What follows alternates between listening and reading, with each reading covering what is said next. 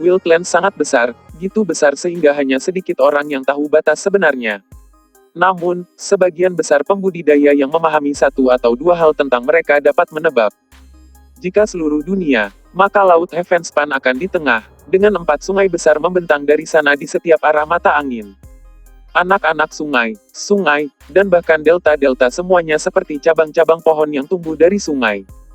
Daerah di mana sungai Heavenspan ada adalah Heavenspan Realm.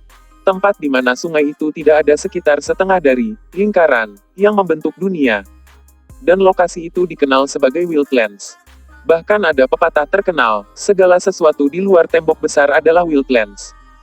Di daerah antara 4 sungai besar adalah 4 bagian utama dari tembok besar, yang bertindak seperti gerbang, menjaga Wildlands terkunci di luar, dan alam Heavenspan disegel di dalam. Jika seseorang dapat melihat ke bawah dari cukup tinggi, 4 bagian tembok besar akan membuat sesuatu seperti lingkaran besar. Lebih tepatnya, ada 2 lingkaran. Lingkaran dalam adalah Realm Heavenspan, dan lingkaran luar adalah Wildlands. Secara teoritis, jika seseorang terus berjalan cukup lama, mereka bisa berjalan dalam lingkaran besar melewati Wildlands. Dengan demikian, mendukung juga untuk mencapai salah satu dari 4 sungai besar tanpa menginjakan kaki di atas kapal. 1. Asteris. Di suatu tempat jauh di Wildlands, ada hutan yang tak terbatas, hingga ekstrim, dipenuhi dengan pohon-pohon menjulang yang tak terhitung jumlahnya yang jumlahnya banyak di atas kepala. Karena kanopi itu, hanya sedikit sinar matahari yang tersebar yang menembus tanah rawa yang rusak di bawah ini. Hutan besar seperti ini ada di berbagai lokasi di Wildlands.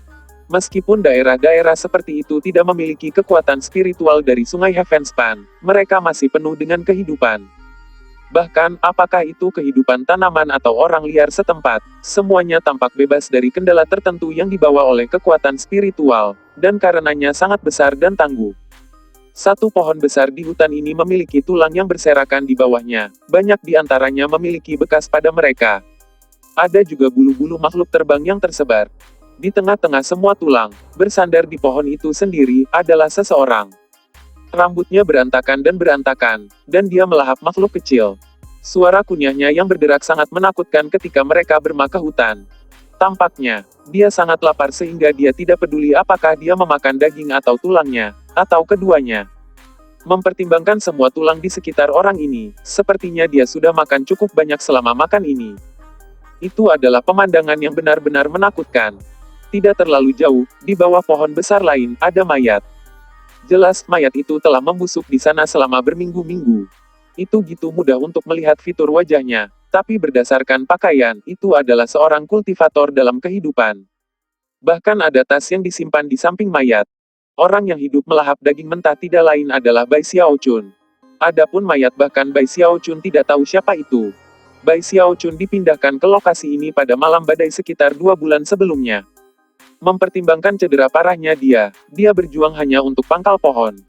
Dengan menggunakan sisa kekuatan spiritualnya yang terakhir, dia keluar parasol abadi yang rusak dan menikamnya ke tanah di sebelahnya, mengandalkan tekanan yang menariknya untuk melindungi dirinya sendiri. Setelah benar-benar kehabisan kekuatan spiritual, ia hanya masalah di sana, tidak bergerak. Akhirnya, Bai Xiaochun memperhatikan seorang pria muda masalah di tanah di pangkal pohon terdekat lainnya. Pada saat itu, pemuda itu belum mati. Dia membocorkan Bai Xiaochun dengan tak percaya untuk waktu yang lama, tak satu pun dari mereka berbicara, sampai akhirnya dia menyandarkan kepalanya ke tanah dan mati. Melihat pemuda itu mati telah membuat Bai Xiaochun jaringan, tapi pada saat itu, dia terlalu lemah untuk bergerak. Emosi saat itu, dikombinasikan dengan kelelahannya, telah mendorongnya ke dalam ketidaksadaran. Dia tidak bangun selama hampir seminggu. Sayangnya, dia masih terlalu lemah untuk bergerak saat itu. Luka-lukanya benar-benar parah, dan dia menilai jurang kematian, menciptakan benar-benar kosong dari segala jenis kekuatan spiritual. Untuk pulih tentu membutuhkan waktu. Lagi pula, dia bahkan tidak memiliki kekuatan spiritual yang cukup untuk membuka tas pegangannya. Dia dikelilingi oleh mayat berbagai binatang pembohong, yang dia tidak ingat melihatnya di sana ketika dia pingsan sebelumnya. Jelas, hewan-hewan itu sudah terlalu dekat dengan parasol abadi, dan dibunuh oleh tekanan yang dipancarkannya. Selain itu, kekuatan payung juga melindungi mayat pemuda di pohon terdekat lainnya. Adalah hal yang baik bahwa aku akhirnya menarik Eternal Parasol dari tasku untuk dipegang alih-alih sesuatu yang lain. Kalau tidak aku akan membangun dan mendapati diriku dimakan. Dia menghela nafas dengan getir, meluapkan amarahnya. Untuk berpikir bahwa seorang jenderal besar yang luar biasa seperti diriku akan jatuh ke tingkat ini. Kamu akan mendapatkan apa yang datang suatu hari ini, nenek merah debu. Aku akan menunjukkan kepada kamu mengagumkannya Lord Bai. Dan untuk kamu Chen Hetian, kamu dan aku sekarang musuh bebuyutan. Ai, aku benar-benar terluka parah kali ini. Bai Xiaochun ingin menangis, dan pada saat yang sama, merasakannya. Namun, dia bahkan tidak bisa menoleh, hanya mengunjungi untuk memeriksa lingkungannya yang tidak dikenalnya. Akhirnya, dia memaksa dirinya untuk menerima situasinya saat ini, dan juga menyadari bahwa tidak ada energi spiritual, dia jelas tidak berada di dekat sungai Heavenspan. Jelas dia telah diteleportasi ke Wildlands. Setelah beberapa saat dia menghela nafas. Merasa bosan, dia menatap matanya untuk melihat mayat yang tergeletak di bawah pohon. Sebelum ditentukan untuk menentukan apa yang menyebabkan kematian pemuda itu. Tapi sekarang kulitnya hitam pekat, mengarah pada kesimpulan yang bahwa dia telah dipukul dengan jelas yang telah membakar hati dan pembuluh darahnya sampai dia mati. Tiba-tiba, kelelahan lainnya menyapu Bai Xiaochun, dan dia pingsan lagi. Sekitar 1 minggu berlalu sebelum kami bangun, tapi kali ini, dia bisa sedikit menggerakkan kepalanya. Selain itu, dia tidak merasa benar-benar mati rasa. Bahkan, dia merasakan sedikit tusukan rasa sakit di sekujur tubuhnya, hampir seperti jarum. Perasaan itu agak tak terhentikan, namun, dia hanya bisa menghela nafas. Yah, setidaknya aku bisa merasakan sakit. Itu berarti aku perlahan pulih. Ada lebih banyak mayat binatang yang menumpuk di daerah itu sekarang, dan dia sangat lapar sehingga dia merasa pusing. Sayangnya, dia hanya bisa menggerakkan kepalanya, tidak ada yang lain. Menelan, dia masalah di sana dengan kosong sebelum melihat kembali ke mayat untuk menganalisis sedikit lebih jauh. Sepertinya dia berada di awal Foundation. Dia tidak diteleportasi ke sini dari labirin. Lebih seperti seorang penanam jiwa lokal. Pilihan dia untuk diri sendiri untuk hidupnya dari seseorang atau sesuatu. Bai Xiaochun tidak terlalu khawatir tentang fakta itu. Stok, dia sudah terjadi di satu tempat selama setengah bulan tanpa ada yang lewat. Seiring waktu berlalu, Bai Xiaochun terus menyaksikan mayat membusuk, dia mengambil banyak petunjuk. Sepertinya bukan pembudidaya nakal. Pasti dari beberapa klan pembudidaya lokal. Petik 2. Aku ingat tepat sebelum dia meninggal. Dia tampak kuyu, dan menantang. Dia pasti memiliki beberapa aspirasi dalam kehidupan yang tidak pernah dia penuhi. Petik 2. Sepertinya sangat muda, cerdas dan tampan, meski tidak sebanyak aku. Petik 2. Dia sering menggumamkan hal-hal seperti ini pada dirinya sendiri. Lagi pula ketika dia perlahan pulih, dia benar-benar tidak ada kecuali mempelajari mayat. Ketika dia lelah, dia akan kembali tidur. Akhirnya, 2 bulan kemudian, dia senang mengetahui bahwa dia bisa bergerak lagi. Hal pertama yang dia lakukan adalah pemeriksaan ke salah satu hewan yang telah dibunuh karena parasol abadi. Dia melahap semuanya dengan satu suap. Selama 2 bulan terakhir, dia menjadi sangat lapar sehingga dia hampir tidak bisa melihat lurus. Itu diperparah oleh fakta bahwa pemulihannya dengan cepat mengosongkannya. Karena itu, ia memakan semua hewan di dekat sekali duduk. Dia bahkan memakan burung-burung kecil, bulu, dan semuanya. Semakin banyak dia makan, semakin hangat perasaannya, dan semakin banyak energi yang dipesan. Pada akhirnya, setelah melahap semua yang terlihat, dia menggosok bagian belakang lehernya dan akhirnya merasa hidup kembali. Aku kembali. Teriaknya bersemangat. Itu adalah perasaan yang indah untuk diambil sendiri dengan kehidupan seseorang melawan segala rintangan. Ketika melihat kembali segala sesuatu yang terjadi di labirin, itu benar-benar terasa seolah-olah dia akhirnya melangkah setengah jalan melalui gerbang dunia bawah. Sambil mendesah, dia berjalan ke mayat. Terima kasih telah menemaniku selama 2 bulan terakhir ini, saudaraku, katanya lembut. Kurasa itu adalah takdir yang kita temui di sini. Jika saya memiliki kesempatan, saya akan melakukan yang terbaik untuk membayar kamu kembali. Menjangkau, dia mengambil tas yang dipegangnya di sebelah mayat. Sementara itu, di gunung tandus yang agak jauh dari hutan, seseorang duduk bersila dalam meditasi, di sebuah gua. Ada 7 atau 8 mayat diletakkan di atas, semuanya milik penggarap yayasan pendirian. Mereka sedikit lebih dari kulit dan tulang, dengan daging dan darah mereka telah diserap. Akhirnya, mata sosok bersila terbuka, meskipun bersinar cerah. Mereka berkilauan dengan kehidupan yang memudar, seolah-olah orang ini telah menerima luka yang signifikan. Mengabaikan mayat-mayat, menggosok dahinya dan mengertakkan giginya. Bahkan jika kamu mati, Bai Xiaochun, suatu hari aku akan membayarmu untuk melihat yang kamu lakukan. Aku akan membalas dendam pada teman dan keluarga kamu, 1000 kali lipat. Petik 2. Dia tidak lain adalah Zhou Yixing. Bab 565, Ahli Nujum.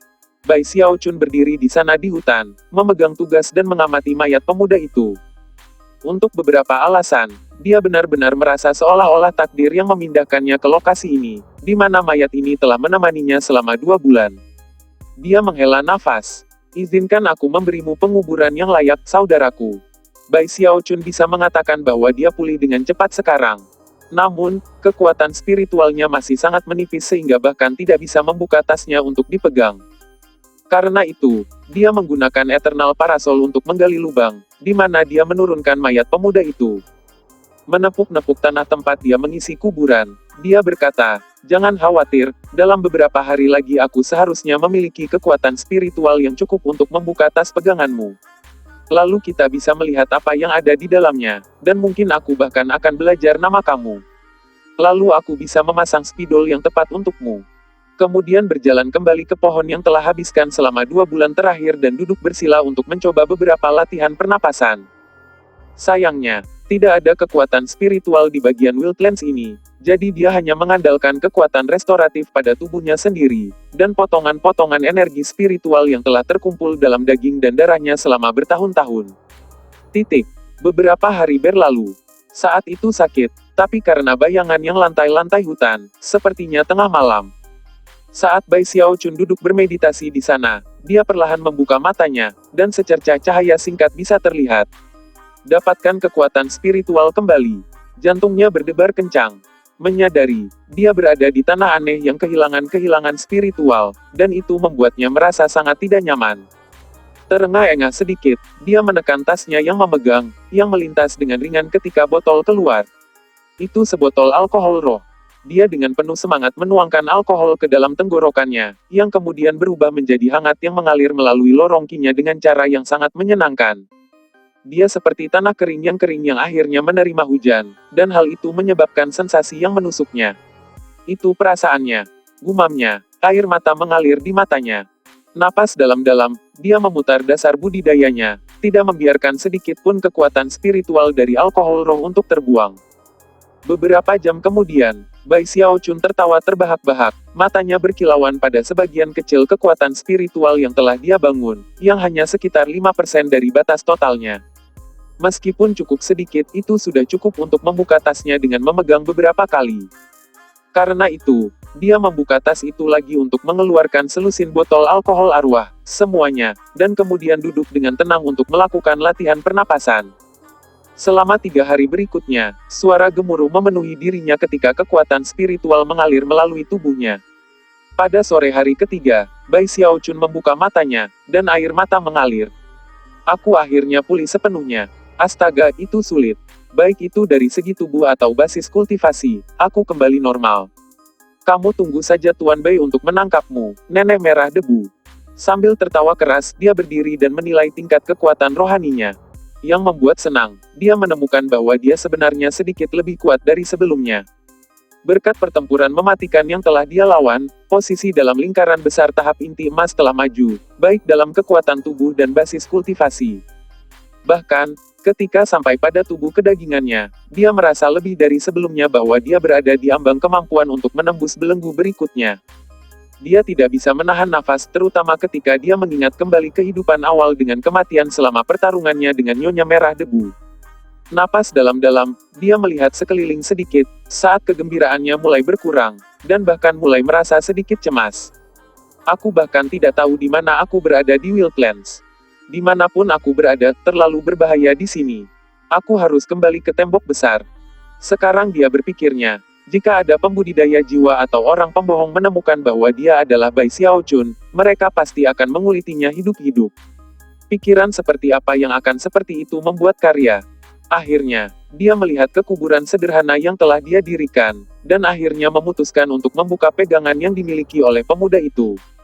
Itu berisi berbagai macam barang, beberapa di antaranya menarik bagi Bai Xiaochun. Setelah semua itu adalah tugas milik seorang pembudidaya yayasan pendirian belaka awal. Namun, yang menarik minat Bai Xiaochun adalah pengumpulan slip tulang. Sama seperti slip batu giok, mereka dapat menyimpan informasi, dan setelah membaca sekilas kelompok di tugas memegang, Bai Xiaochun menemukan 3 yang menarik. Slip tulang pertama berisi peta area langsung. Setelah mempelajarinya kemanapun, Bai Xiaochun masih tidak tahu di mana dia berada. Sama tidak ada apapun di peta yang menunjukkan seberapa jauh tembok besar itu. Yah, itu tidak banyak membantu. Dia berpikir dengan berpikir. Dengan itu, dia pindah ke slip tulang kedua, setelah itu matanya berkilauan, dan dia melihat kegundukan kuburan. Namamu Bai Hao, gumamnya. Slip tulang kedua memiliki beberapa informasi detail tentang identitas pemuda yang mati itu, termasuk beberapa kata yang telah ia tulis. 1. Namanya Bai Hao, dan merupakan anak haram dari salah satu klan ahli nujum bangsawan lokal. Menunjukkan, dia tidak disukai di klan, dan telah memprovokasi orang yang salah, yang berkomplot melawannya. Itulah yang menyebabkan dia binasa kapan dan bagaimana dia melakukannya. Dari apa yang bisa dikatakan Bai Xiaochun, klan ahli nujum yang dimaksud tidak dianggap spektakuler secara spektakuler. Ahli nujum klan aristokrat. Setelah beberapa pemikiran, pindah ke slip tulang ketiga, yang berisi informasi yang paling menarik sejauh ini. Itu adalah deskripsi yang menjelaskan tentang ahli nujum, dengan informasi yang dia ingin tahu tentang di tembok besar. Pada dasarnya, itu adalah primer dasar untuk nekromansi. Bahkan beberapa kalimat pertama membuat Bai Xiaochun benar-benar terguncang. Nekromansi adalah penggabungan. Nekromancer menggunakan dasar peningkatan roh, ramuan obat, dan peralatan menempa sebagai dasar nekromansi. Petik 2. Bai Xiaochun sudah lama memperhatikan bahwa ada sesuatu yang aneh tentang roh yang ditingkatkan harta karun yang dimiliki oleh Wildlands, dan telah sampai pada kesimpulan sendiri tentang mengapa itu. Sekarang, informasi dalam slip tulang ini memperkuat spekulasi sebelumnya. Setelah membaca seluruh informasi itu, ia terpana. Pada saat itu, Wildlands tidak tampak sangat misterius seperti sebelumnya. Semua berbagai petunjuk tiba-tiba cocok untuk membentuk gambar yang lengkap. Yang terendah dari yang terendah di Wildlands adalah suku-suku pembohong.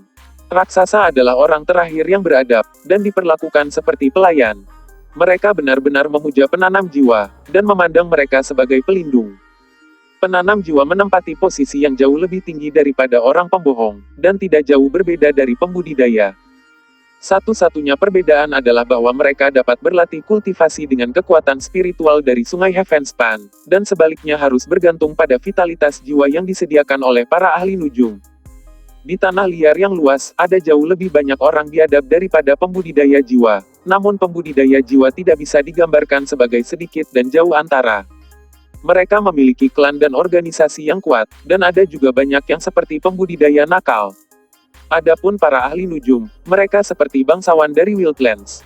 Ahli nujum dalam bentuk apapun menduduki posisi yang sangat tinggi. Tidak hanya mereka dapat menghasilkan vitalitas jiwa yang dibutuhkan para penanam jiwa untuk memajukan kultivasi mereka, tapi mereka juga dapat memalsukan benda-benda magis dan meningkatkan barang-barang tersebut dengan peningkatan roh. Karena itu, ahli nujum sangat penting bagi Wildlands secara keseluruhan. Tentu saja, ahli nujum memiliki sistem peringkat mereka sendiri berdasarkan api. Yang benar adalah bahwa meskipun ahli nujum Wildlands mirip peningkat semangat dari tanah Heavenspan dalam beberapa hal, mereka sebenarnya sangat berbeda. Di negeri Heavenspan, peningkat semangat akan mencari bahan bakar untuk membuat api multiwarna. Namun, ahli nujum tidak membutuhkan bahan bakar. Meskipun mereka juga mengalami masalah serupa yaitu memiliki tingkat kegagalan yang tinggi, mereka tidak perlu bergantung pada bahan bakar. Mereka langsung bekerja dengan nyala sendiri. Tentu saja, nyala api seperti itu tidak ada dengan sendirinya. Necromancer menggunakan berbagai jenis jiwa dan metode khusus untuk menyulap mereka. Siapapun yang dapat menyulap nyala api satu warna dianggap sebagai ahli nujum pemula. Setelah mampu memberikan api 4 warna, seseorang memberikan ke level pekerja harian. Api 7 warna adalah standar untuk menjadi peramal terkemuka. Kebanyakan astrolog di Wildlands termasuk dalam 3 tahap tersebut. 10 warna api adalah puncak mutlak untuk seorang ahli astrologi, dan tidak terlalu banyak ahli astrologi yang dapat mencapai tingkat seperti itu. Setelah melampaui level itu, astrolog akan mengalami periode transformasi. Setelah itu mereka akan diberi peringkat menurut denominasi terestrial, langit, duniawi, dan surgawi. Mampu terapi 11 warna as pramalestial. Di Wild Lands, peramal manapun adalah orang yang dapat mendominasi negeri kemanapun dia pergi. Tingkat berikutnya di luar itu adalah peramal angkasa, yang jumlahnya bahkan lebih sedikit. Dalam satu klan astrolog, seorang peramal menempati posisi tertinggi, mirip dengan penatua yang hebat atau kekuatan cadangan. Fitur, ciri khas seorang peramal adalah kemampuannya untuk menciptakan api 15 warna. Astrolog duniawi legendaris dan di seluruh Wild Lands, hanya ada 3. Untuk seseorang menjadi amal duniawi, harus membaca obor 18 warna. Tingkat tertinggi dari semuanya adalah surgawi astrolog. Dari zaman kuno hingga saat ini, tidak ada yang pernah muncul, dan mereka dianggap hanya peringkat teoretis. Suasana, untuk mencapai tingkat surgawi, seseorang harus mengubah 21 api berwarna. Bab 566, Nekromansi dan peningkatan roh adalah sama. Nekromansi dan peningkatan roh pada dasarnya adalah hal yang sama. Bai Xiaochun muncul pada dirinya sendiri ketika dia melihat informasi di slip tulang. Dari apa yang dia, semua jenis api beraneka warna di Wild Lands diproduksi oleh ahli nujum, sebuah fakta yang menyebabkan hati Bai Xiaochun dibaca dengan gembira. Setelah beberapa generasi percobaan dan penelitian, formula untuk segala sesuatu dari api 1 hingga 4 warna telah ditetapkan dengan baik. Bahkan ada beberapa variasi tentang cara menyulap masing-masing jenis api. Formula seperti itu tidak benar-benar rahasia di dalam Wild Lands. Meskipun tidak semua ahli nujum memiliki keterampilan untuk menggunakan semua formula, semua klan ahli nujum aristokrat memiliki formula dalam catatan mereka.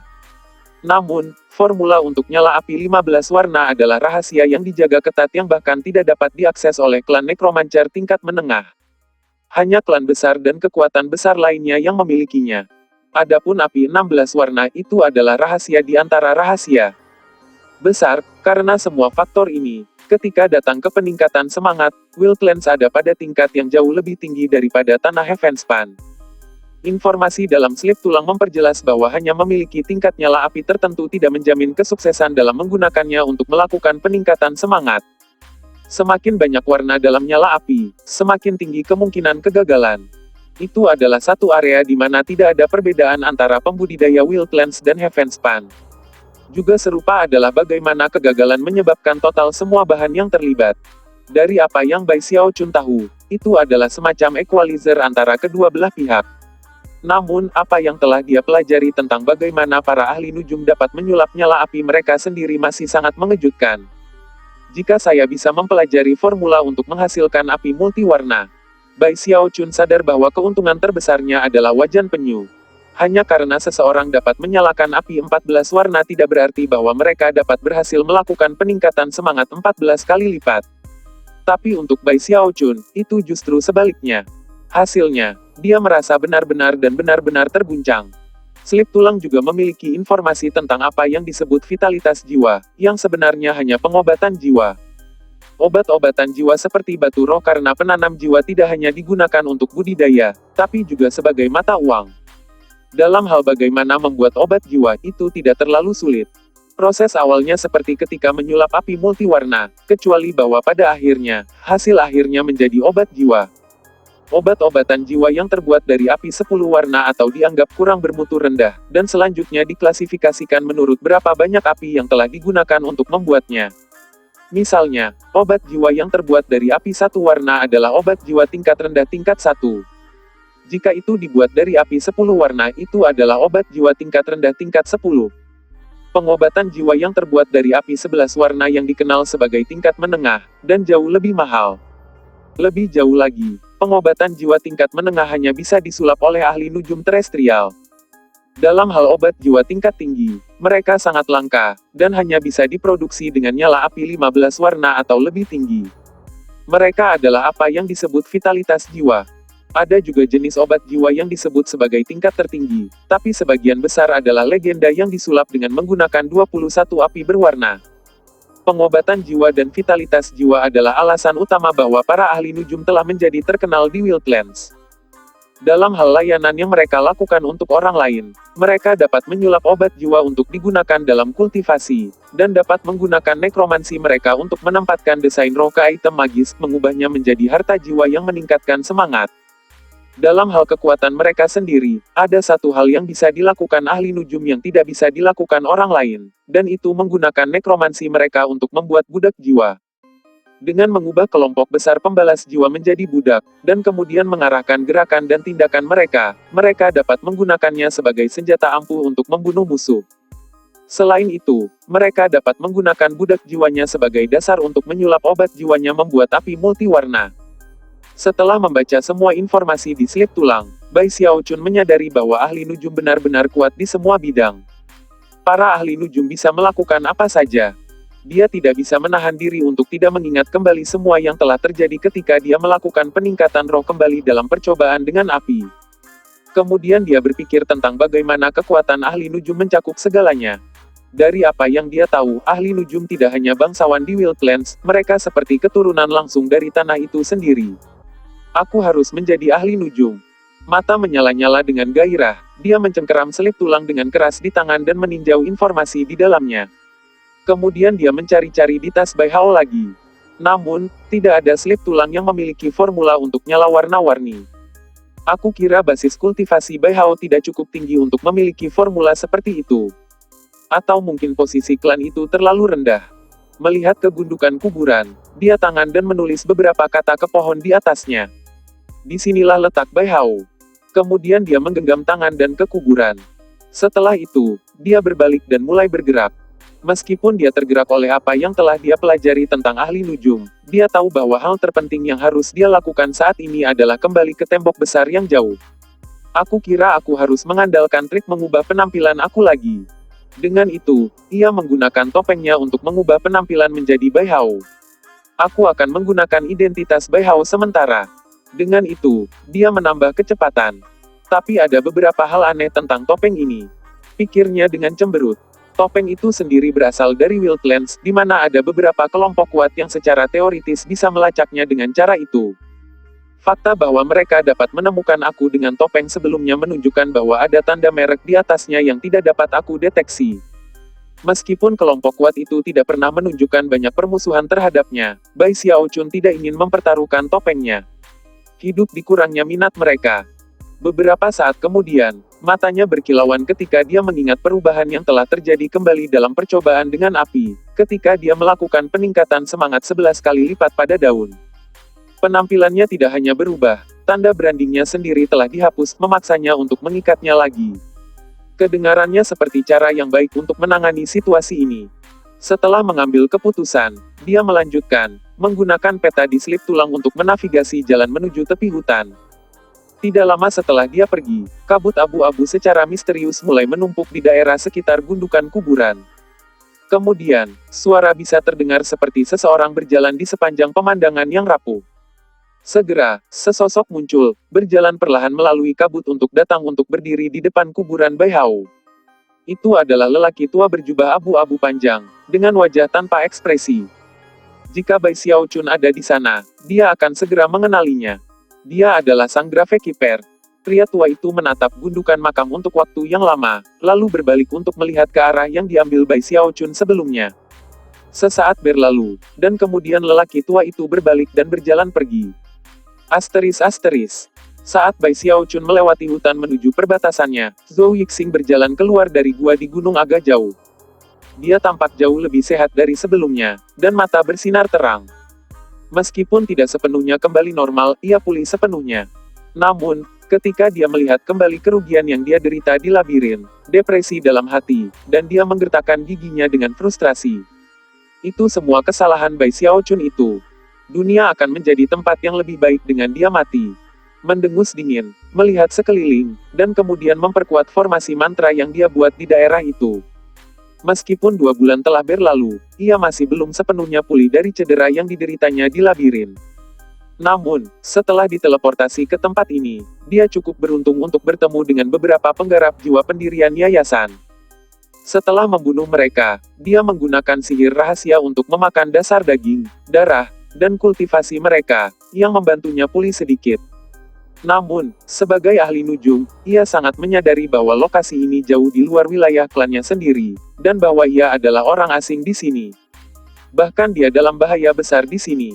Selama 2 bulan di mana dia tinggal di tempat, dia telah menggunakan formasi mantra untuk menjebak beberapa penggarap jiwa lagi, yang menyediakan makanan untuk pemulihannya. Jika aku tidak salah, ini adalah Jungle of Lost Souls, yang berarti aku sangat, sangat jauh dari rumah. Mengernyit, Zhou Yixing melihat sekeliling lagi, lalu menghela nafas. Itu berarti aku berada di wilayah Raja Hantu Raksasa, salah satu dari 4 Raja Besar Wildlands, seorang dewa setengah dewa di bawah komandonya. Jika aku ingin pulang, aku akan melewati Giant Ghost City di beberapa titik. Disitulah portal teleportasi akan berada. Setelah beberapa pemikiran, selesaikan pekerjaan dengan membentuk mantra. Tidak akan ada banyak pembudidaya jiwa di tempat terbuka gitu. Aku meninggalkan wilayah hutan jiwa yang hilang. Aku akan menangkap beberapa lagi dan dasar kultivasi aku, lalu menuju ke Giant Ghost City. Setelah membuat keputusan, dia baru saja akan kembali ke gua ketika ekspresinya berkedip ketika dia melihat sosok yang melaju di hutan beberapa jarak jauh. Bab 567, Aku benci orang-orang bernama Bai. Bukan basis kultivasi yang buruk, kultivator jiwa formasi inti ini. Mata melebar dan jantung mulai berpacu. Zhou Yixing sosok yang keluar dari hutan dan melihat-melihat. Setelah menimbang, tatap matanya dengan tekad. Jika dia pergi ke arah yang berbeda, maka saya akan menghadapinya. Tapi jika dia mulai kisaran mantra pembatasku, aku bisa mengonsumsinya dengan mudah. Menyerapnya akan sama dengan mengkonsumsi lebih dari 100 pembudidaya jiwa yayasan pendirian. Tidak hanya itu sepenuhnya akan menyembuhkan aku, tapi itu akan mendorong dasar kultivasi aku ke puncak.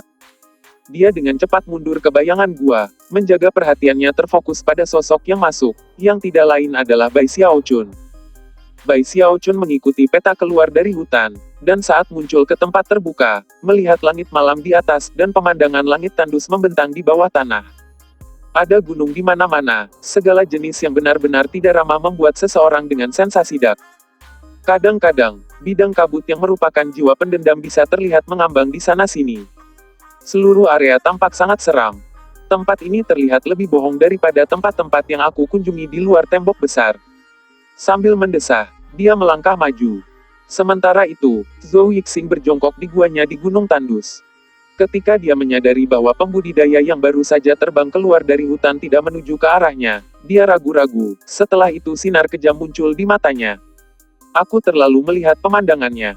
Aku hanya perlu mengkonsumsinya, dan kemudian aku akan kembali normal. Menimbang bahwa aku seorang ahli nujum, dan dia hanya seorang penanam jiwa, aku harus dapat menghancurkannya dengan mudah. Setelah mencapai titik ini dalam pemikirannya, ekspresi Zhou Yixing menjadi semakin ganas. Sambil menikmati, dia memanggil busur hitam kali lipat yang disempurnakan, dan kemudian keluar dari gua, menembak 18 anak panah secara berurutan di Bai Xiaochun. Bai Xiaochun merasakannya gitu. Dia muncul di tempat terbuka.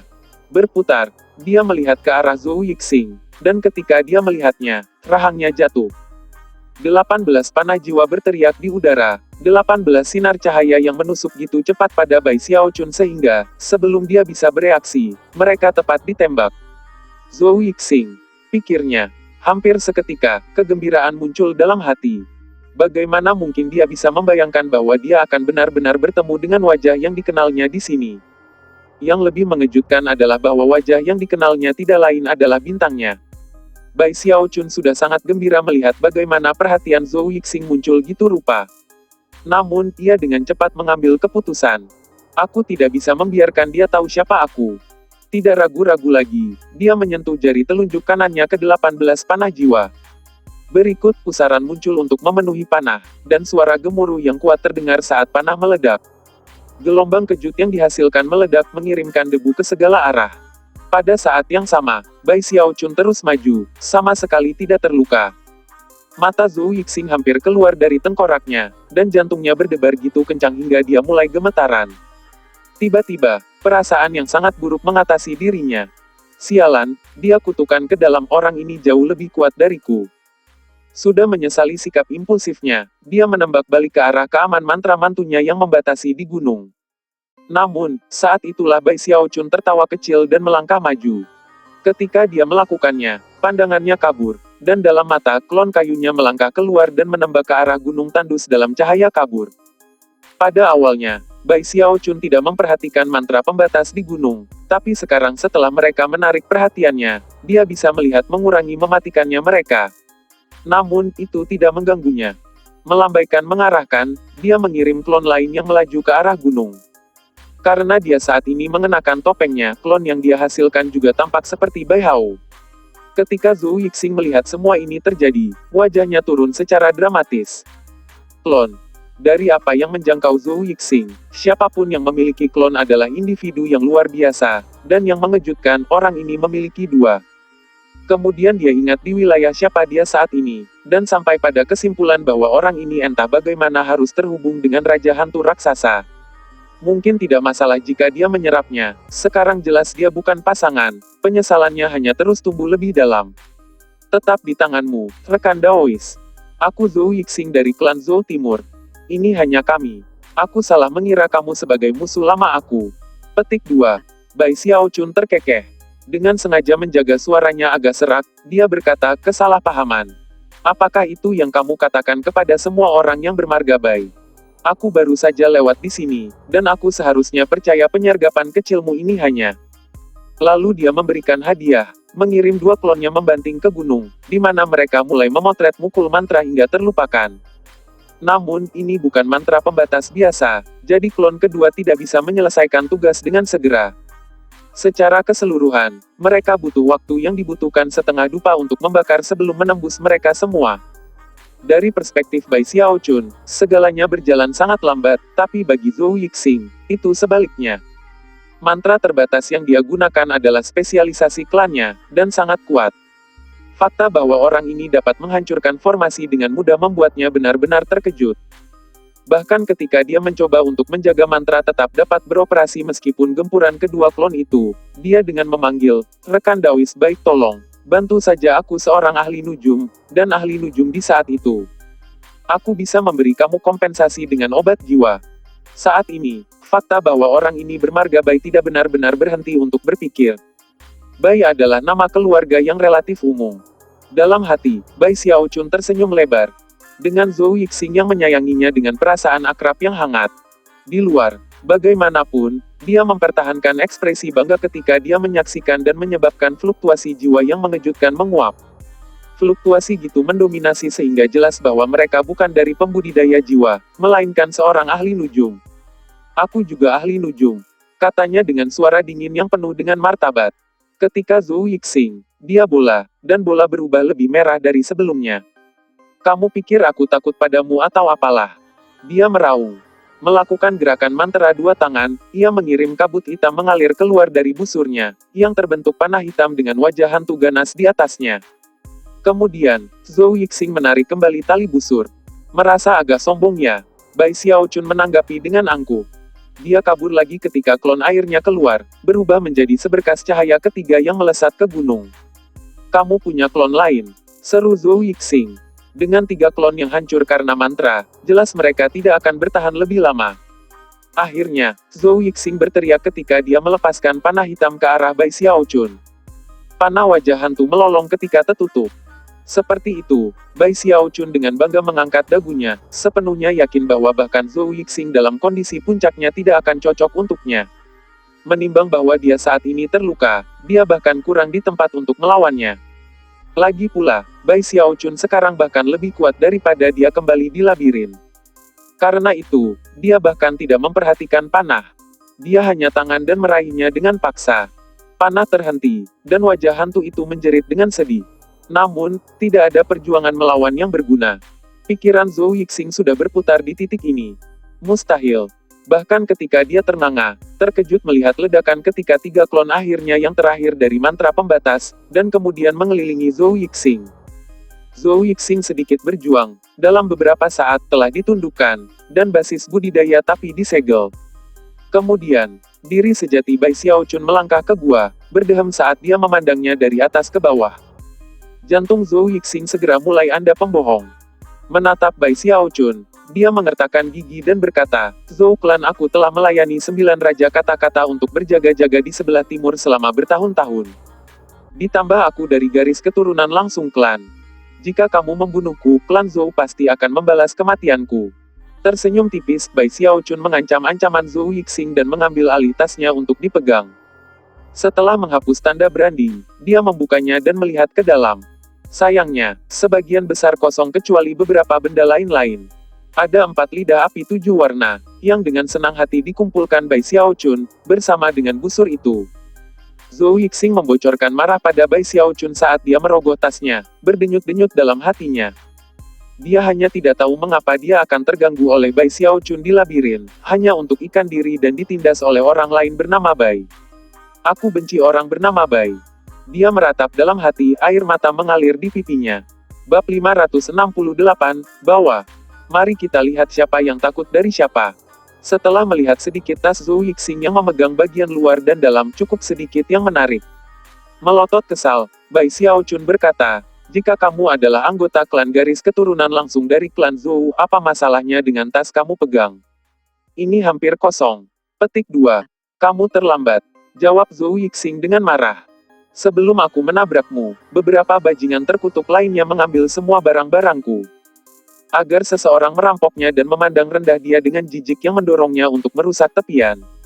Tidak pernah dalam mimpi terliarnya dia bisa membayangkan berakhirnya negara miskin ini. Suatu ketika, tas pegangnya berisi api 9 warna, panah jiwa api, banyak budak jiwa, dan koleksi obat jiwa yang sangat banyak. Namun, semua itu entah telah dicuri darinya atau digunakan di labirin. Ketika Bai Xiaochun melihat marahnya Zhou Yixing, dia menyipitkan matanya. Dia telah memperhatikan penggunaan istilah, brute terkutuk, Zhou Yixing, dan cukup yakin siapa yang dia maksud. Bersihkan tenggorokannya, dia memeriksa Zhou Yixing dan kemudian mulai beberapa selip tulang yang dia temukan di tasnya. Ada sedikit informasi, tapi sebagian besar sudah diketahui Bai Xiaochun. Setelah menemukan sedikit, dia tidak menemukan formula untuk nyala api beraneka warna, yang merupakan hal utama yang dia minati saat ini. Namun, apa yang dia temukan di selip tulang terakhir merasa sedikit lebih baik. Itu memiliki peta yang jauh lebih besar dari yang dia miliki saat ini, yang menunjukkan hampir seluruh Wildlands.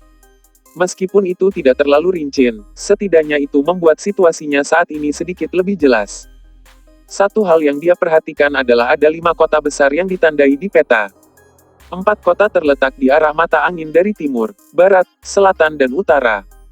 Keempat kota itu adalah 9 kota kata, kota hantu raksasa, kota juara perang, dan kota roh Advent. 4 kota besar itu mengendalikan wilayah besar di Wildlands. Selain itu, jauh di lokasi antara War Champion City dan Spirit Advent City adalah kota kelima, yang tercatat sebagai kota penjualan. Merenung, ia menghancurkan tulang itu. Setelah beberapa saat dia kembali membocorkan Zhou Yixing. Melihat sorot matanya, Zhou Yixing tahu bahwa nyawa atau kematiannya akan ditentukan dalam beberapa saat ke depan. Melotot dengan marah pada Bai Xiaochun, dia menggeram, jika kamu akan membunuhku, bunuh aku. Sambil terkekeh, Bai Xiaochun berjongkok di depan Zhou Yixing dan berkata, tenang, aku hanya ingin mengajukan beberapa pertanyaan padamu. Jika kamu menjawabnya dengan baik, maka aku mungkin cukup senang untuk menyelamatkan hidup kamu. Khawatir klonnya mungkin terlalu menakutkan bagi Zhou Yixing, dia mengalahkannya, dan memudarkan menjadi motif cahaya putih yang menyatu dengan tubuhnya. Jika kamu pikir aku akan memberitahumu sesuatu, kamu mungkin berhenti sekarang. Zhou Yixing berteriak, menyemprotkan sedikit air liur keluar dari mulut seperti yang dia. Jika kamu sudah mendapatkan apa yang diperlukan, bunuh saja aku. Para ahli nujum dari klan aku pasti akan membalas kematian aku.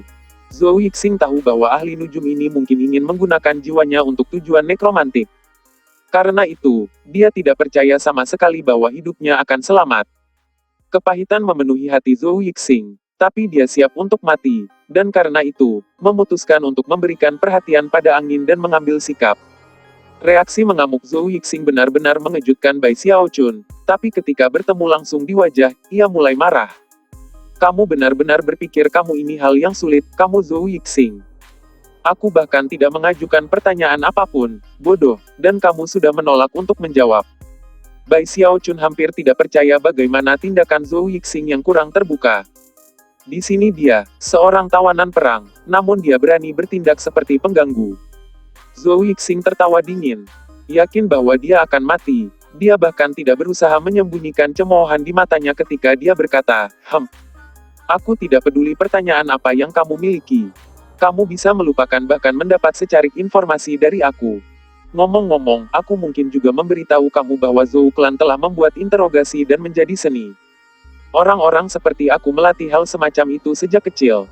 Jika kamu memiliki apa yang diperlukan, silakan dan lihat apakah kamu bisa membuat aku membuka mulut. Aku tidak sabar ingin melihat kamu mencoba. Cemoohan itu menyentuh saraf di Bai Xiaochun, yang matanya melebar saat membuka tasnya. Tiba-tiba, pil afrodisiak muncul di tangan, dan sebelum Zhou Yixing bahkan bisa memasukkannya ke dalam mulutnya. Kemudian dia menendang, di mana pil itu meluncur ke tenggorokan Zhou Yixing. Aku akan menunjukkan apa arti teror yang sebenarnya, Bai Xiaochun mengamuk, dan kemudian kita akan melihat apakah kamu berbicara atau tidak.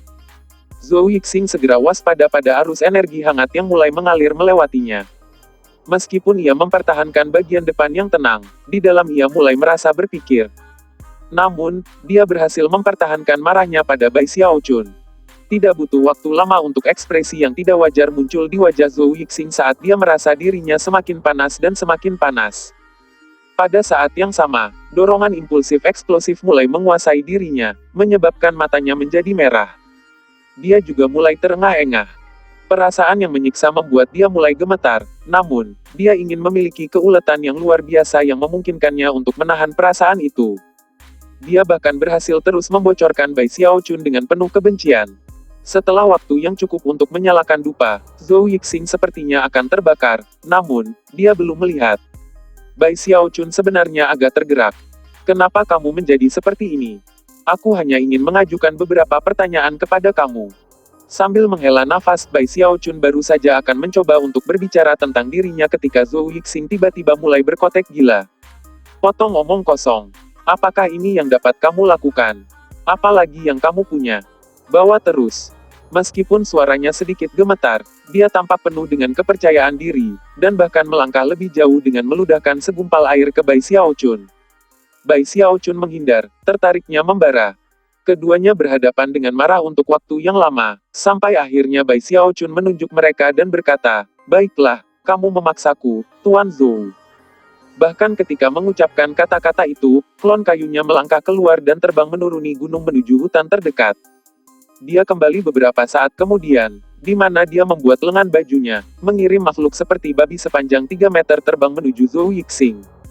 Kulitnya tutup bulu yang panjang dan tebal, dan jelas jantan.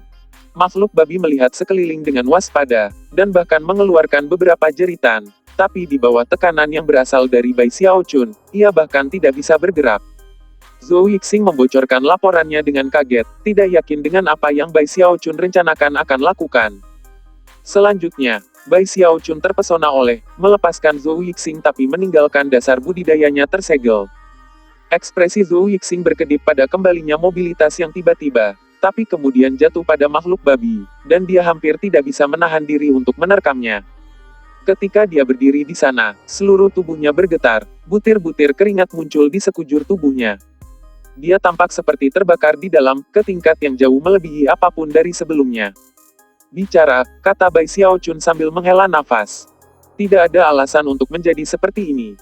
Jangan khawatir, yang harus kamu lakukan adalah memberitahu aku apa yang ingin aku ketahui, dan aku tidak akan membunuh kamu.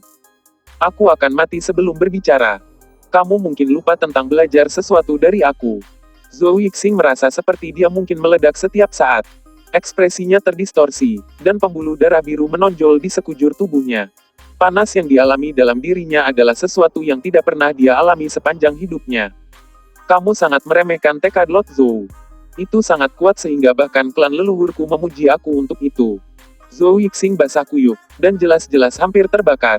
Namun, dia masih berhasil sedikit mundur, dan akhirnya, dia melemparkan kepalanya ke belakang dan tertawa terbahak-bahak, lebih meremehkan di matanya daripada sebelumnya. Ekspresi Bai Xiaochun berkedip karena terkejut, dan bahkan beberapa kekaguman yang tulus untuk Zhou Yixing. Berdasarkan apa yang bisa dia katakan, dia benar-benar memiliki kemauan dan daya tahan yang menakutkan, sesuatu yang berada di luar jangkauan orang biasa. Aku mengerti, rekan Daois Zhou. Tekad kamu melebihi orang biasa. Cukup mengagumkan. Yang ingin saya lakukan mengajukan beberapa pertanyaan, saya benar-benar tidak punya pilihan selain yang mendorong hal-hal sejauh ini. Tolong jangan menyimpan dendam atas apa yang terjadi selanjutnya. Menghela nafas dalam-dalam, dia melihat ke arah makhluk babi, dan kemudian kembali ke Zhou Yixing.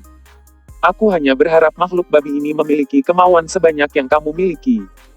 Sambil kepalanya, dia mengeluarkan pil afrodisiak, menumbuknya menjadi bubuk, dan bersiap untuk memberi makan kepada makhluk itu.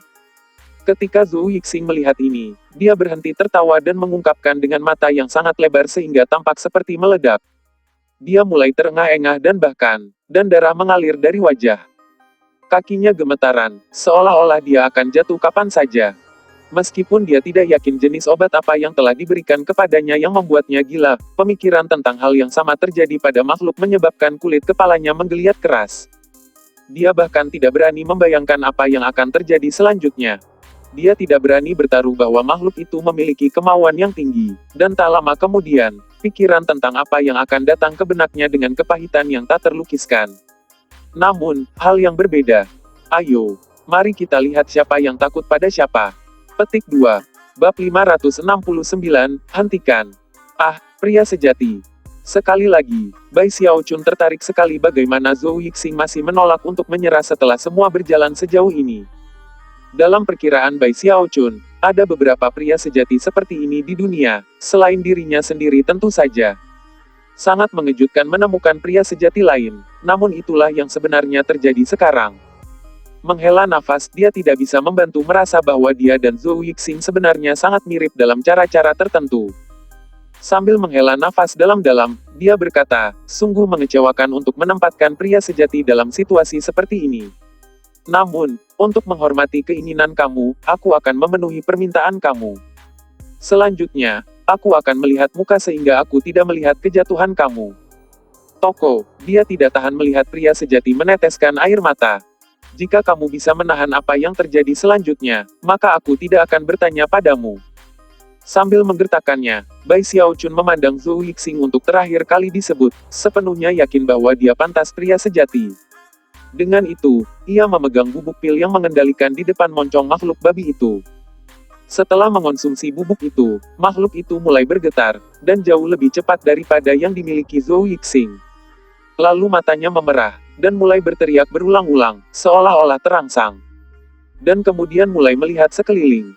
Hal itu, Zhou Yixing gemetar, dan sekeras apapun ia berusaha menjaga bibir atasnya, itu tidak akan mengeluarkannya untuk mengeluarkan teriakan.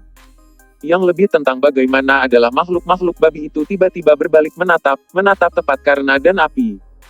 Itu mulai menjejakkan kaki ke tanah dan berteriak lebih keras, suara yang mengintensifkan getaran Zhou Yixing. Kalau bukan karena fakta bahwa Bai Xiaochun meletakkan bahwa menunggu dengan menahan diri di punggung makhluk-makhluk babi, itu pasti sudah menerkam. Karena situasi yang mengerikan, pekikan Zhou Yixing dipenuhi teror yang tiada banding. Pada titik ini, ia benar-benar kehilangan ketakutan, ke titik di mana kehilangan kendali. Dia dapat dengan sangat jelas membayangkan apa yang akan terjadi di saat-saat yang akan datang, dan tahu bahwa dia tidak akan bertahan lama. Sementara itu, mata Bai Xiaochun bersinar dengan tekad dan kekaguman saat ia perlahan-lahan melepaskan tangannya dari punggung makhluk babi, lalu berbalik dan berjalan menuju mulut gua. Dia benar-benar mengagumi Zhou Yixing, dan menyukai untuk menepati janjinya. Mengingat dia menghormatinya, jika dia berkata tidak akan menonton hasilnya, maka dia pasti tidak akan melihatnya. Dia menghela nafas lagi, nafas yang dipenuhi dengan sedikit pemikiran. Aku benar-benar tidak tahan melihat pria sejati menangis. Kenapa kamu harus mendorongku untuk melakukan ini? Sambil berdiri kepalanya, dia berjalan keluar dari kandang. Ketika dia melakukannya, dia mendengar teriakan keras, dan ketika dia mendengar tangisan Zhou Yixing dia mencoba mengelak. Tuan Bai, aku minta maaf. Dia berteriak, hentikan ini. Tanyakan padaku apapun yang kamu mau, aku akan memberitahumu apapun yang perlu kamu ketahui. Zhou Yixing menggunakan setiap potongan energi yang harus menghindari, bolak-balik menyadari nasib yang akan terjadi jika makhluk hidup berhasil untuk menjepitnya.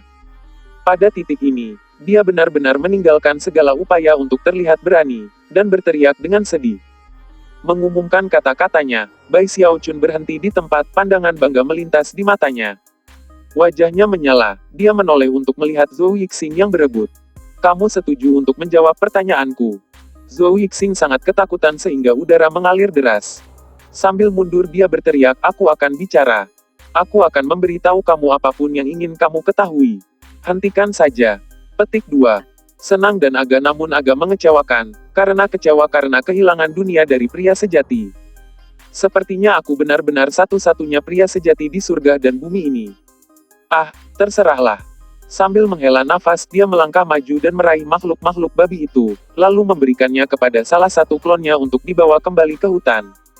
Setelah makhluk itu pergi, Zhou Yixing bersandar di dinding gua dan kemudian jatuh ke tanah, terengah-engah, wajahnya benar-benar pucat. Pakaiannya meneteskan keringat saat dia mengungkapkan Bai Xiaochun, merasa sangat seperti dia baru saja menghindari bencana mengucapkan. Pada saat ini, Bai Xiaochun bahkan tidak tampak manusia baginya, melainkan seperti salah satu perbuatan paling jahat dan jahat yang ada. Berjongkok di depan Zhou Yixing, Bai Xiaochun memasang ekspresi wajah total di wajahnya saat dia berkata dengan tenang, "Lihat, Zhou Yixing. Saya tidak pernah memiliki niat buruk. Aku hanya ingin menanyakan beberapa pertanyaan, itu saja. Ayo, jadilah anak yang baik dan ceritakan semua rumus nyala yang kamu tahu. Mari kita mulai dengan nyala api satu warna." Mata Zhou Yixing membelalak karena terkejut.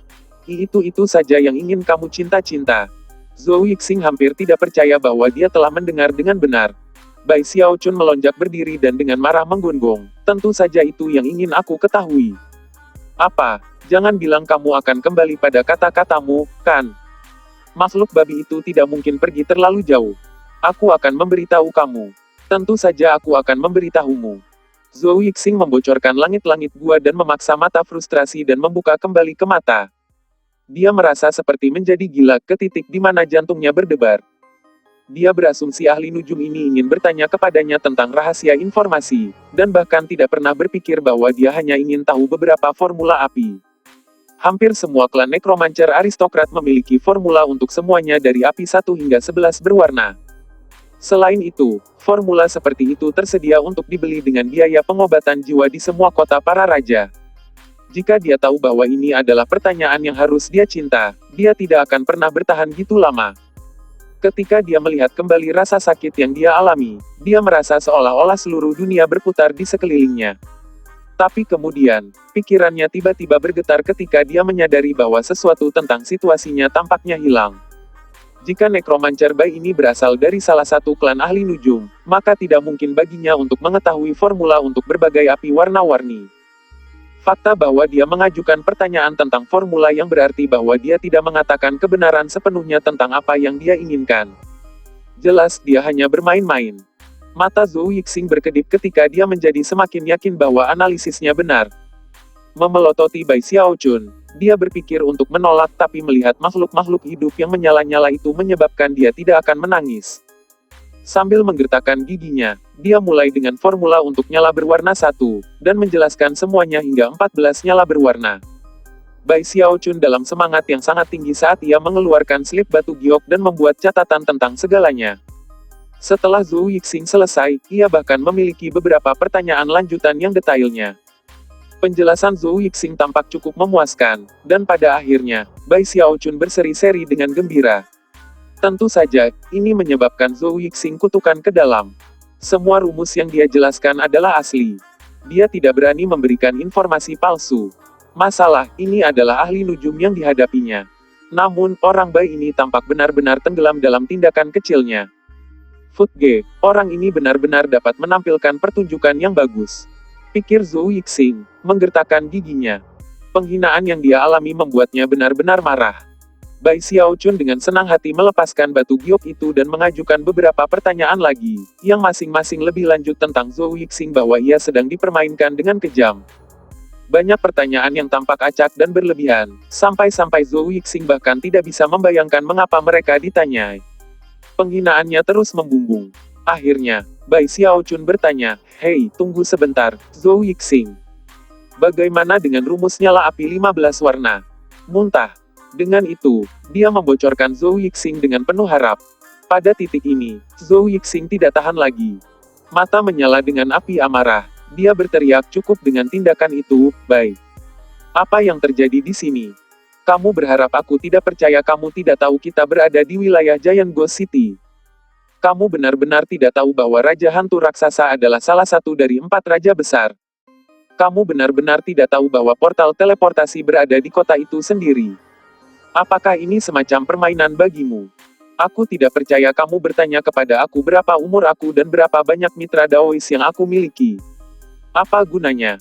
Kamu seorang ahli nujum, tapi kamu tidak tahu bahwa hanya klan besar yang memiliki formula untuk nyala api 15 warna. Sialan. Berapa lama kamu akan terus bermain-main dengan aku? Zhou Yixing sangat marah hingga menangis. Ledakannya membuat Bai Xiaochun merasa sedikit malu. Banyak pertanyaan yang dia cinta adalah hal-hal yang ingin dia tahu secara acak, dengan yang lain benar-benar tidak waras dan tidak berguna. Melihat marahnya Zhou Yixing, Bai Xiaochun tertawa kecil dan kemudian memukul bagian belakang kepalanya, membuatnya pingsan. Tampaknya, dia berjalan ke pintu masuk gua dan berdiri di sana, mengungkapkan ke tanah di bawah. Akhirnya aku mengerti bagaimana pasukan Wild Clans terorganisir, gumamnya. Aneh. Mengapa informasi di tembok besar tidak membuat ini jelas? Banyak dari hal-hal ini jelas bukan rahasia. Aku ingin tahu apakah seseorang dengan sengaja membuka beberapa detail. Bab 570, Teknik Konjugasi Api. Di Wild Clans, 5 kekuatan besar terpecah di antara 5 kota besar. Dari 5 kota itu, 4 adalah kota para raja, dan 1 adalah kota berharap. Kota-kota itu adalah 9 kota kata, kota hantu raksasa, kota juara perang, kota roh Advent, dan yang terakhir kota kaisar lengkungan. Wild Clans terstruktur dengan cara kuno yang sama dengan tanah Heavenspan. Di puncak segalanya adalah kaisar agung saat ini, dan di bawahnya adalah 4 raja. 4 raja itu seperti pengikut feodal, yang menguasai 4 kota besar, dan mengangkat serta memelihara pasukan. Di kota berharap, ada juga raja dan markis yang peringkatnya lebih rendah dari raja. Pada dasarnya, Wild Clans terstruktur sangat mirip dengan feodal. Bai Xiaochun telah mempelajari semua informasi ini dengan mengajukan satu demi satu pertanyaan tentang Zhou Yixing sebelumnya. Meskipun dia terkejut dengan beberapa hal baru yang telah dia pelajari, semuanya masuk akal apa yang dia ketahui sebelumnya. Dia sudah lama memahami bahwa penanam jiwa dan ahli nujum adalah penguasa sejati dari Wild Clans. Namun, apa yang tidak dia ketahui adalah bahwa bertahun-tahun yang lalu, surgawi dari Pulau Heavenspan telah meningkatkan saat ini. Setelah itu, anggota-anggota yang masih hidup dari dinasti yang digulingkan telah dikirim ke Wild Clans, yang mengarah ke situasi saat ini. Dia saat ini berada di wilayah yang diperintah oleh salah satu dari 4 raja besar, Raja Hantu Raksasa. Adapun hutan di belakangnya disebut Jungle Jiwa yang Hilang, dan relatif dekat dengan Giant Ghost City. Selanjutnya, Giant Ghost City terletak di wilayah barat tanah Heavenspan, sedangkan Starry Sky Dao Polarity Sect berada di timur. Itu sangat jauh dari rumah. Jika ingin kembali ke cabang timur sungai Heavenspan, dia harus menyeberangi Laut Heavenspan, yang merupakan sesuatu yang bahkan tidak bisa dilakukan oleh pembudidaya jiwa-jiwa. Hanya orang-orang dengan dasar budidaya Deva Realem yang bisa melakukan hal seperti itu. Tentu saja, ada metode perjalanan lain, seperti menggunakan portal teleportasi. Tidak akan terlalu sulit untuk mencapai wilayah Heavenspan Timur melalui metode itu.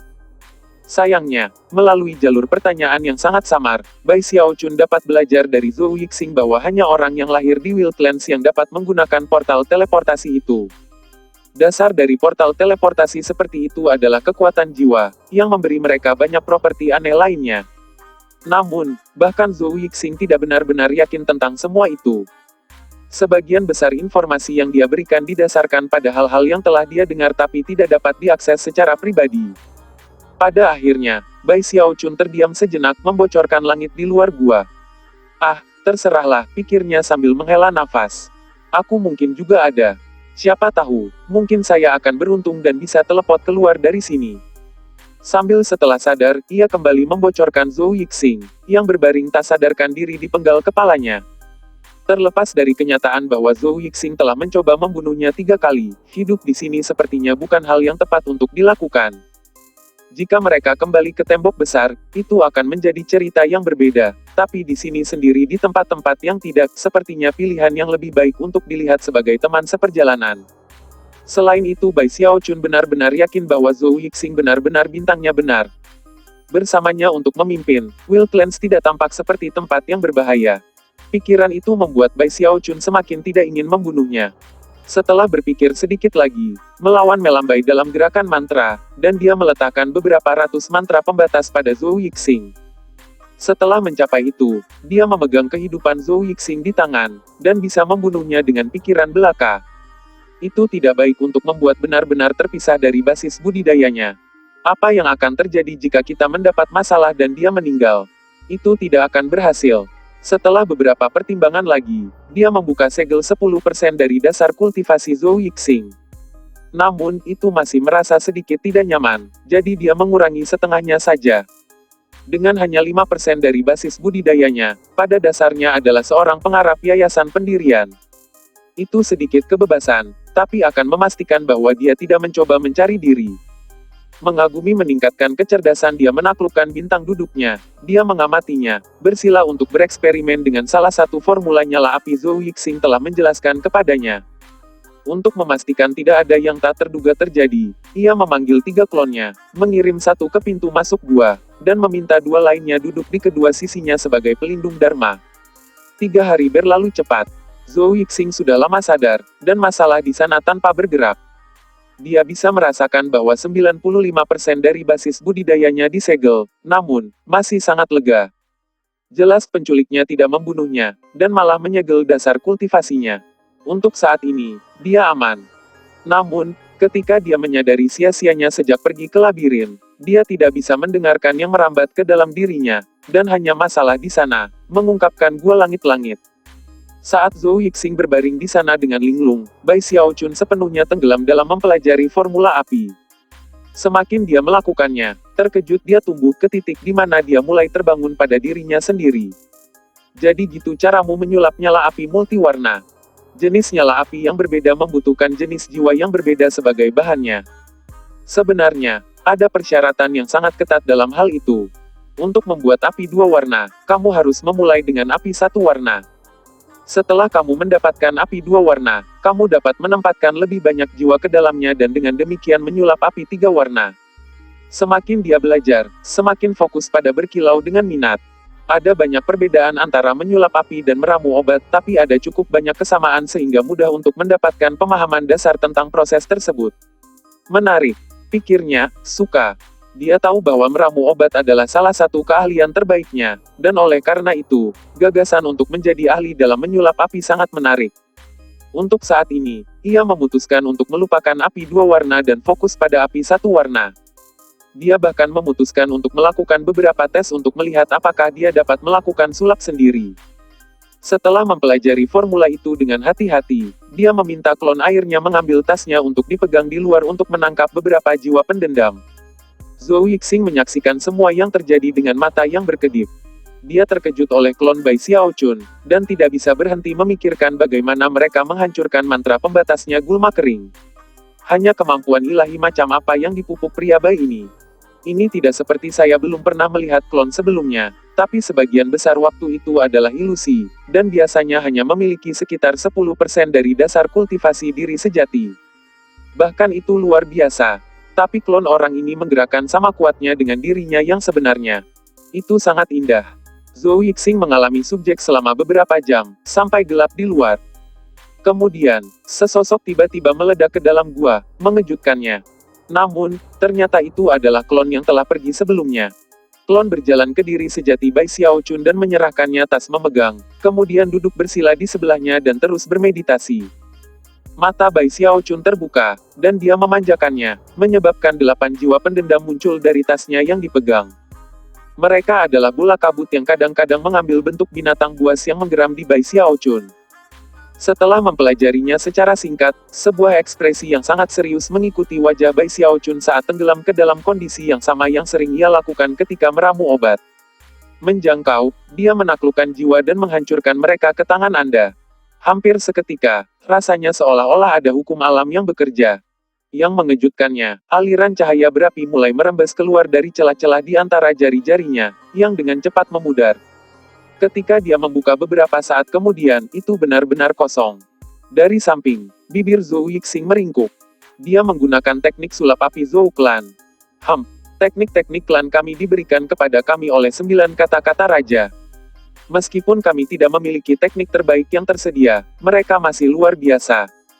Kebanyakan orang perlu berlatih selama 1 dekade untuk menggunakannya dengan keterampilan, dan kadang-kadang bahkan beberapa siklus 60 tahun. Bahkan nyala satu warna biasanya membutuhkan waktu setahun untuk dikuasai. Kepala klan memuji kemampuan aku sebagai luar biasa, dan aku membutuhkan 3 bulan dan ribuan sesi untuk berhasil. Orang ini jelas digunakan untuk teknik lain, tapi masih mencoba menguasai metode Zhou. Tidak tahu batas kemampuannya sendiri. Bai Xiaochun tersenyum kening saat dia mengungkapkan permainannya dengan serius. Setelah menganalisis beberapa hal, dia mengeluarkan 8 jiwa lagi, dan kemudian meraihnya ke tangan untuk mencoba lagi. Hal yang sama terjadi seperti sebelumnya, ketika aliran cahaya yang berapi-api keluar dari tangan. Namun, kali ini, mereka tidak pudar. Mereka benar-benar mulai bersinar lebih terang, dan kemudian, berubah menjadi lidah api satu warna, terbakar tepat di telapak tangan. Mata Zhou Yixing melebar karena kaget, dan rahangnya jatuh. Dia sangat besar perbedaannya berbagai teknik sulap api. Itu adalah hal yang sangat sulit bagi ahli nujum yang akrab dengan satu sistem untuk menguasai teknik-teknik yang lain, dan biasanya akan membutuhkan banyak penyesuaian dalam prosesnya. Tapi Necromancer Bai ini telah menggunakan waktu yang dibutuhkan untuk membakar dupa untuk menguasainya pada percobaan kedua. Zhou Yixing sangat terkejut sehingga dia mulai terengah-engah. Keberuntungan pemula itu saja. Orang ini sangat beruntung. Meskipun dia menghibur dirinya sendiri, dia mengeluarkan ludah dan membocorkan api berwarna yang telah disulap oleh Bai Xiaochun.